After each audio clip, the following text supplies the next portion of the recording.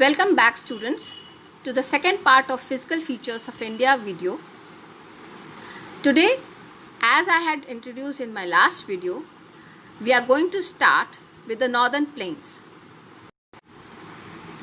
The northern plains have been formed by the interplay of the three major river systems, namely the Indus, the Ganga and the Brahmaputra, along with their tributaries. We have read about all these major rivers in our chapter Drainage System in Geography. And also you will be dealing with all these rivers in your next year's course also. So this part is very important for you. This plain is formed by the alluvial soil, the deposit of alluvial in a vast basin lying at the foothills of the Himalayas over millions of years formed this fertile plain. It spreads over an area of 7 lakh square kilometers. The plain being about 2,400 kilometers long and 240 to 320 kilometers broad, is a densely populated physiographic division which a rich soil cover combination with adequate water supply and favorable climate, it is agriculturally a very productive part of India. And also because of this productivity and fertility of land, it is also one of the most populous part of India. The northern plains can be broadly divided into three sections: the Punjab plain, the Ganga plain and the Brahmaputra plain. The Punjab plain.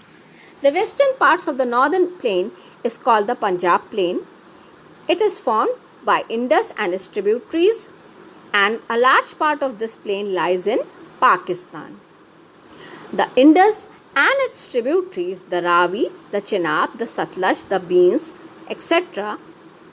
The section of plains is dominated by the Doabs. Doabs is a land between two rivers. The Ganga plain. It extends between Ghagra and Tista rivers. The Brahmaputra plain. It spreads over states of North India, Haryana, Delhi, Bihar, Uttar Pradesh, Jharkhand and West Bengal. Particularly in Assam lies the Brahmaputra plain. The northern plains can be divided into four regions. Firstly, the narrow belt of about 8 to 16 kilometers in width, lying parallel to the slopes of the Shivaliks, are called the Bhabar. The streams and rivers re-emerge and create a wet, swampy and marshy region known as the Tarai. The floodplains of the rivers and present a terrace-like feature is known as the Bhangar. The soil in this region contains calcareous deposits known as the Kankar. Now we start with the Peninsular Plateau.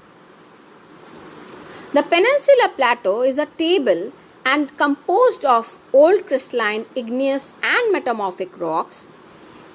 It was formed due to the breaking and drifting of the Gondwana land. The plateau has broad and shallow valleys and rounded hills. This is a brief description of the Peninsular Plateau. This plateau consists of two broad divisions, and they are the Central Highlands and the Deccan Plateau. Now, in this map we can see the Central Highlands as well as the Deccan Plateau. I have added this slide to make the Central Highlands and the Deccan Plateau clear on the map of India. Now, the speciality of the Central Highlands. The part of the peninsular plateau lying to the north of the Narmada River, covering a major area of the Malwa Plateau, is known as the Central Highlands. The extent of Central Highland is from Vindhya to Aravalli Hills. The slope of Central Highland is from southwest to northeast. The river Chambal, Sindh, Beta and Kain flow are according to the slope of the plateau. The Central Highlands are wider in the west and narrower in the east. The Chota Nagpur Plateau in the eastward extension of the Central Highlands. The Chota Nagpur Plateau is drained from Damodar River. Now the Deccan Plateau. The Deccan Plateau is a triangular landmass that lies to the south of the river Narmada. The Deccan Plateau is higher in the west and slopes gently eastward. It is separated by the fault from the Chota Nagpur Plateau. The Western Ghats. The Western Ghats lie parallel to the western coast. They are continuous and can be crossed through passes only. The Western Ghats are higher than the Eastern Ghats. Their average elevation is 900 to 1600 kilometers. Now, these are the points that you have to memorize, that the Western Ghats are higher than the Eastern Ghats. Also, that the Western Ghats can be crossed through passes only. The Eastern Ghats. The Eastern Ghats stretch from the Mahanadi Valley to the Nilgiri in the south. The Eastern Ghats are discontinuous and irregular and dissected by river draining into the Bay of Bengal. Their average elevation is 600 meters.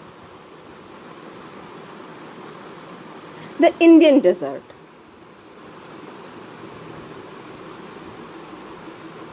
The Indian Desert lies towards the western margins of the Aravalli Hills.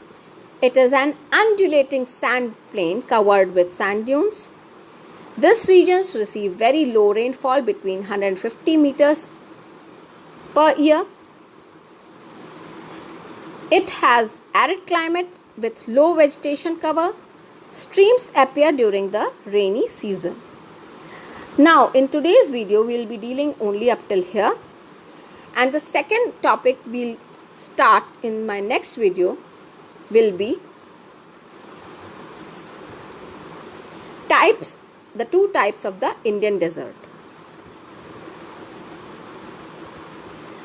Till then, students, do plot the Eastern Ghats and the Western Ghats on the map of India, as well as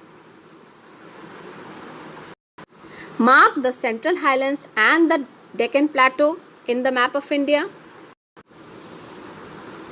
Till then, as we meet in our next video, stay home, stay safe.